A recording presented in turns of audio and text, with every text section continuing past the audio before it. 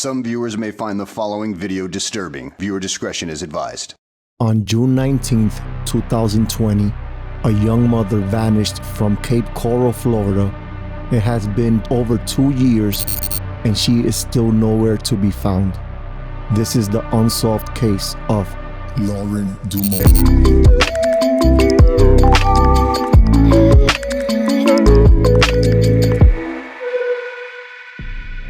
Welcome to Truly Wicked Crimes. Today's story is about a young mother who vanished without a trace from Cape Coral, Florida. Now, let's dive in. A Cape Coral mom is missing, and tonight police are asking for your help to find her. 29-year-old Lauren Dumolo was raised by her father, Paul Dumolo, in Staten Island, New York. She moved to Cape Coral, Florida in 2016 to build a relationship with her estranged mother. Lauren was a loving, hardworking mom with 2 jobs. Unfortunately, she became unemployed but quickly began looking for another job near her Cape Coral apartment.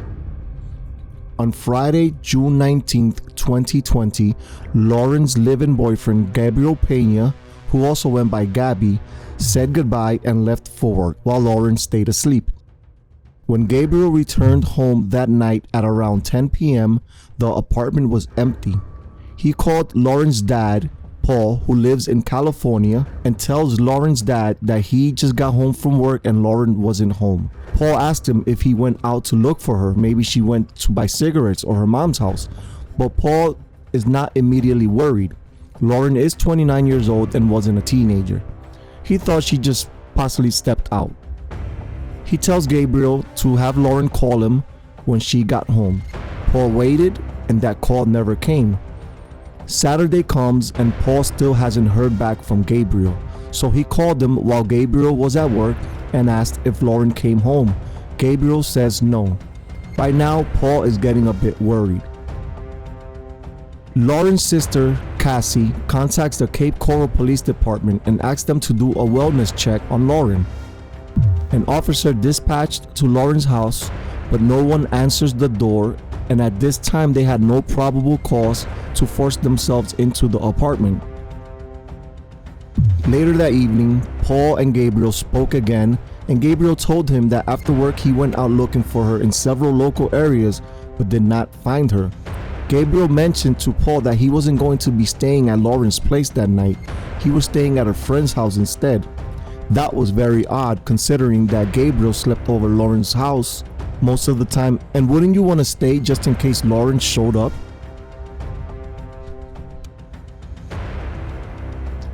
On Father's Day, Sunday, June 21st, Lauren is still nowhere to be found, and Paul had not received a Father's Day phone call. That's when Paul knows something is very strange. Every Father's Day, she's never missed calling me. And that's when I really knew it was bad, because I needed from her. Paul tells Gabriel to head over to the police station to file a missing persons report, and Gabriel told him he would have to wait for a ride from his friend Victor, who was also Lauren's mother's boyfriend. Several hours pass by and Paul has not heard any news. He calls Gabriel again and asks for an update.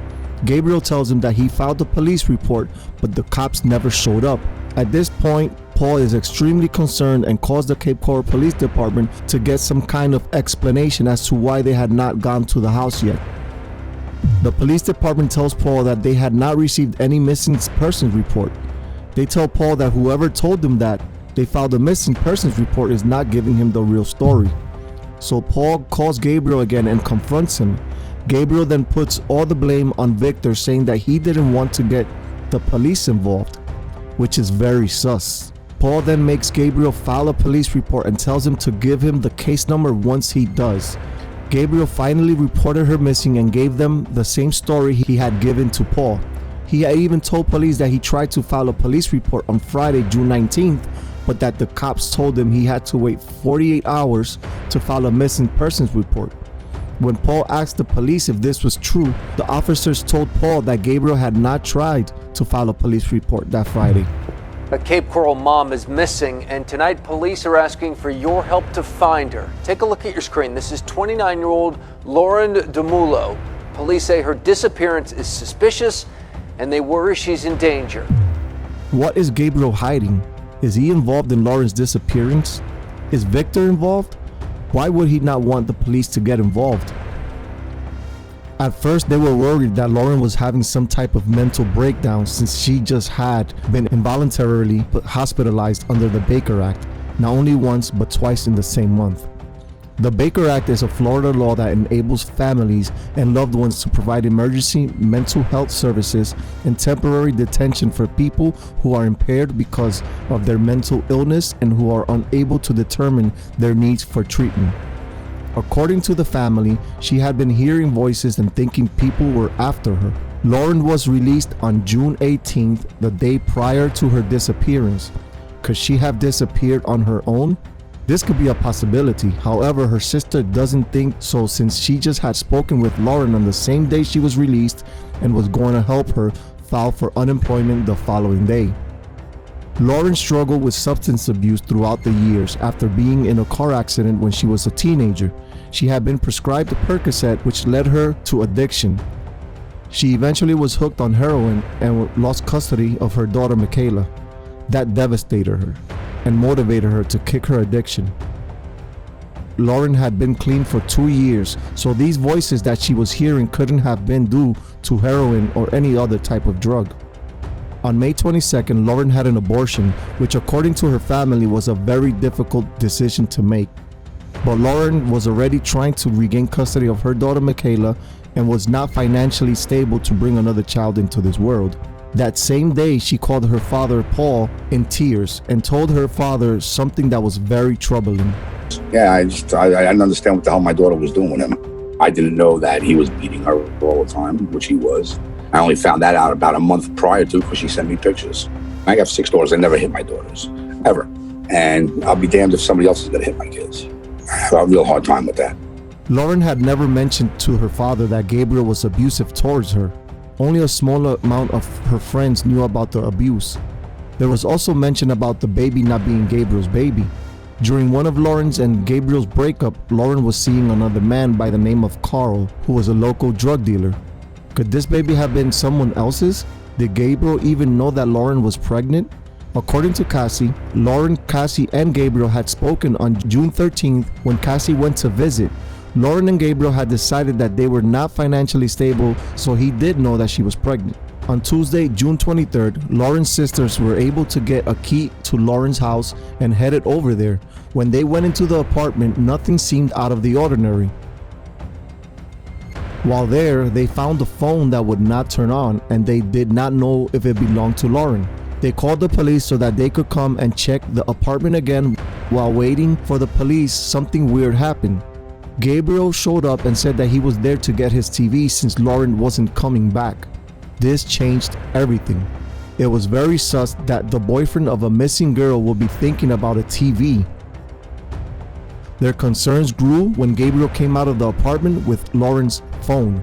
Her family was obviously concerned with this since Lauren would never leave her phone behind. She took it everywhere. What was most strange is that they noticed the phone was fully charged and did not know if they missed the phone while searching, or did Gabriel just have it the whole time?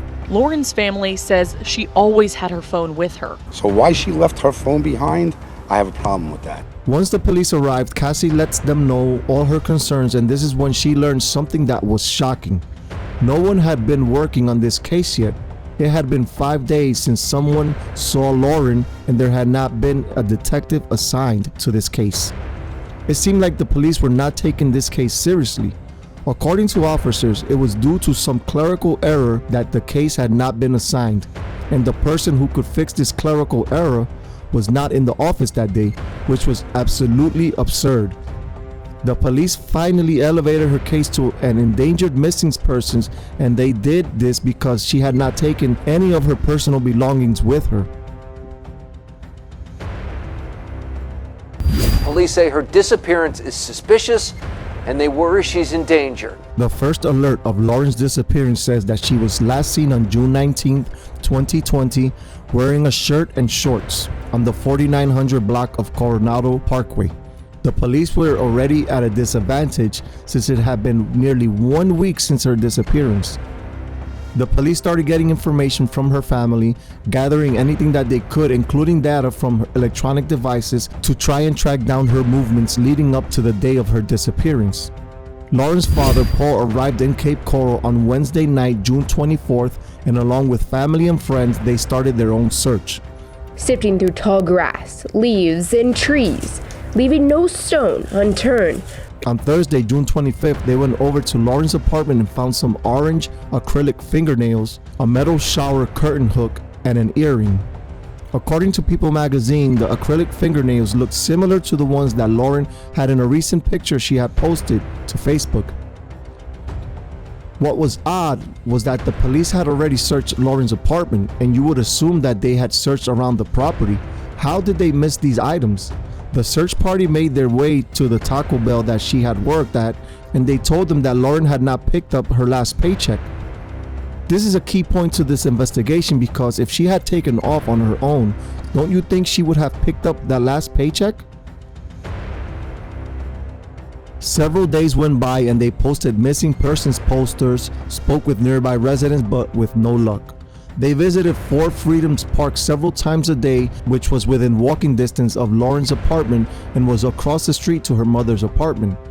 Four Freedoms Park is a very popular park in Cape Coral located at 4818 Tarpon Court right off of Cape Coral Parkway between Coronado Parkway and Santa Barbara Boulevard. It is 3.2 acres and it overlooks the Bimini Basin. Lauren would often walk to this park to meditate. She was really into meditation according to her family, and it was her favorite park to go to. On Saturday, June 27th, Paul and Cassie headed to Four Freedoms Park and noticed that the police were there with divers searching the basin. When they asked the police why they were searching the basin, they were told that Lauren's purse and shoes had been found in the park back on June 19th. The police said that a homeless person found the items on a table under a gazebo and turned it in. Everything was in her purse, wallet, keys. The only thing that was missing was her cell phone, which Gabriel had said he found in the apartment. The detective assigned to the case was Detective Jones, and he told the family that he was not the only lead that they were investigating. They also went to a nearby gas station to ask if anyone had seen Lauren, and the clerk said, "Yes, I know her. She was just here a few days ago filling out a job application." The surveillance video shows Lauren around 11:40 a.m. at the Speedway gas station. This was just a few hours after she had gotten released from the mental facility. She had been worried that she was going to lose her job at Taco Bell because of the days she missed while in the mental facility. So when she was released, she immediately started looking for a job. She was wearing a pink shirt and black pants, and according to NBC News, the purse she had on the surveillance video is the same purse that was found at Four Freedoms Park back on June 19th. Detective Jones also said that on Friday that Lauren went missing, a local maintenance worker claims that he saw Lauren walking from the park towards the direction of her apartment around 8:30 a.m. Another maintenance worker said that Lauren approached him on June 18th and asked if he knew any cheaper apartments in the area because she wanted to get out of the situation she was in. Her family found this off as she had just paid her rent in full for the next month. Despite her odd behavior, Lauren's family is convinced that she didn't vanish willingly. That's because she was determined to gain back custody of her daughter Michaela. On July 2nd, 2 weeks after Lauren went missing, a burgundy shirt she frequently wore suddenly showed up on the beach in Four Freedoms Park. Her family and police had searched the spot countless times before, so they became suspicious that someone had planted the shirt there. Police have found her purse and the shirt she was wearing at Four Freedoms Park. What's more odd is that when cadaver dogs were taken to Four Freedoms Park, they left the park and ran across the street to a van that was parked on Lauren's mother's driveway, a van that Gabriel frequently used for work. The dog alerted towards the passenger side and then laid down towards the back corner of the van. The dogs then kept going up the stairs directly to Lauren's mom's and Victor's apartment, leading them to a curtain that was in front of their washer and dryer. The police did a forensic analysis on the curtain, but nothing came up. The police were finally able to get some data from her phone and found out that her last text was sent Thursday night, June 18th, and it said, "You guys coming?" They did also see that the last time the phone was used was at 10 a.m. on Friday, June 19th, 2020, the day she was last seen. It was used to try and video chat Gabriel through Facebook video, but he did not answer. But despite the questionable circumstances and Gabriel's history of domestic violence and having beaten her a month prior to Lauren's disappearance, police say that Gabriel is not a suspect. The detective did say that Gabriel passed a polygraph test and that his alibi is solid. He said his cell phone data placed him out of Cape Coral area on the day Lauren went missing. According to the detective, they had 3 other suspects that they were investigating in connection to Lauren's disappearance, and one of them was Carl Crow, the other guy that Lauren was seeing while separated from Gabriel. But Carl was in jail at the time of Lauren's disappearance. He was arrested in April 2020 in connection with the accidental overdose of 19-year-old Kaylee Monsu, who was found dead in Gator Circle, which is a neighborhood in North Cape Coral. The police found a red folder next to Kaylee's body, which was wrapped in a white sheet and duct tape. The red folder had the name of Thomas Bartley, and they immediately fined him, which led to the arrest of several suspects, including Carl Crow. Carl Crow is no stranger to drugs and crime. Earlier this year, he was arrested after teenager Kaylee Musso overdosed. Police say Crow was part of the group that dumped her body in a road. Carl pled no contest. A plea of no contest is similar to a guilty plea in that an accused admits that he or she accepts a conviction for the charge. According to the Complicit podcast, police suspect that Carl organized the disappearance of Lauren while in jail with the help of 2 associates, Canero Jose Rivera, who just goes by Jose Rivera, and Joshua Okopal, who is friend with Jose. They were not in jail at the time of Lauren's disappearance. According to the Complicit podcast, the cops were actually able to trace Lauren's last text message, and it was to Jose and Josh. You know, the one that said, "You guys coming?" And according to a witness, Lauren was at Josh's apartment that Thursday night, June 18th, and apparently Jose was there too. And since Gabriel said he had last seen Lauren Friday morning when he left for work, we can assume that she made it home safe Thursday night. Police do think that Josh was the last person to actually see Lauren because, according to Detective Jones, Josh told police that he saw Lauren around 10 a.m. when she was walking in front of his apartment complex. Josh said that they just said hi to each other and she kept going. What seems weird is that according to the Complicit podcast, Victor, Lauren's mom's boyfriend, received a text message from a spam number, and he replied with a picture of Lauren, her sister Lindsay, and Lindsay's daughter, and showed it to Lauren's brother and says, "Hey, check out this text I got. I think someone is threatening us." But what was odd is that Victor was the one who sent the picture. On October 15th, 2020, Lauren's mother passed away due to complications of COVID-19. But what is strange is that when Laura was still alive and hospitalized, someone claiming to be Lauren's sister Lindsay appeared at the hospital to visit Laura, but Lindsay at the time was at a fundraiser. On October 5th, 2021, human remains were found off Pine Island Road in Cape Coral, but after comparing dental records, it was determined that it was not Lauren. Pine Island Road in North Fort Myers do not belong to missing Cape Coral mother Lauren Dumolo. It was a woman named Brianna Tennant who had not even been reported missing. We know now for sure they are not Lauren's. It has been just a little bit over 2 years since Lauren Dumolo's disappearance. She was 29 at the time, 5'0", 110 pounds, light brown hair and brown eyes. She has 3 tattoos, Namaste along the entire right side of her torso, New York on her pelvis, and rosary beads on her ankle. If anyone has any tips, the contact information will be in the description. I will leave links to the Complicit podcast and other relevant links in the description if you want to further read about this story. I want her home safe. You know, I want to hold her. I want to hug her.